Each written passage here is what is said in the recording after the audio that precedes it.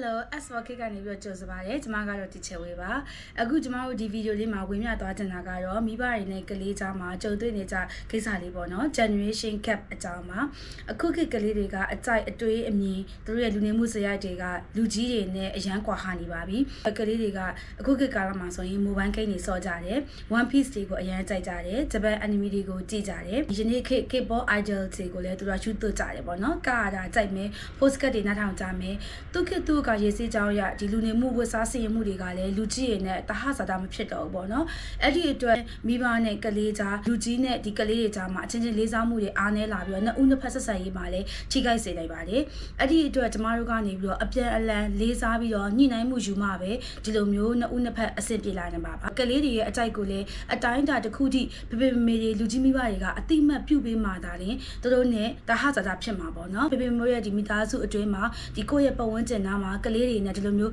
generation gap ဖြစ်နေတဲ့ပြဿနာလေးတွေရှိလို့ရှင်လေကျမတို့ရဲ့ဒီဗီဒီယိုရဲ့ comment အောက်မှာအချင်းချင်းဝေမျှပေးသွားလို့ရပါတယ်ရှင်ဒါဆိုရင်ကျမတို့နောက်ထပ်ဗီဒီယိုလေးမှာပြန်လည်တွေ့ကြမယ်နော်